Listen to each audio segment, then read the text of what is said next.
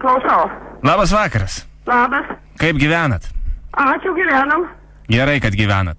Čia tu Dariau? Ne, Darius čia. O kas? Čia Jonas, paklausykit, man Tomą pakvieskit.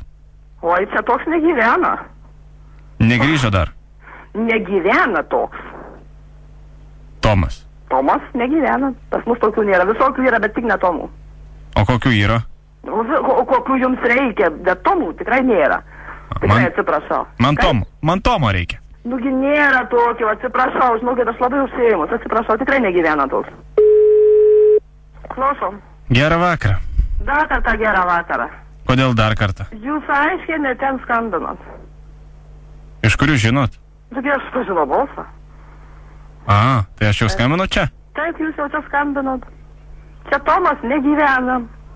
Ir niekada negyvenom. Nesuprantu. Nu, tikrai, iš tikrųjų, ne tas numeris. O gal... 56-065, jūs ne ten skambinat. O gal jisai kaip nors, kitų vardų pasivadinęs?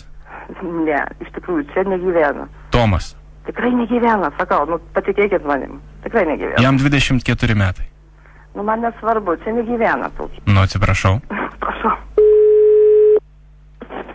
Klausom. Labas vakaras. Labas. Čia Rolandas skambina, sakykit, prašau, gal galėtumėt Tomą pakviesti prie telefono? Tikrai Tomo nėra, nesupratau, kodėl savis... Aišku, kada jisai grįž? Jis čia negyvena. Kada... Prašom daugiau neskambinti. Tai vienas balsas skambina, tai kitas balsas skambina. Bet man Tomas davė šitą telefono numerį, jisai sakė, galiu jam paskambinti apie 10. Čia nėra tokio, suprantat. Čia negyveno niekada Tomas, A čia aš subaišiau telefono dubį? Tikrai sumaišėt, tikrai, čia tokio nėra. Kaip susidėvidau dabar? Tai ką dabar, atsinervinkit.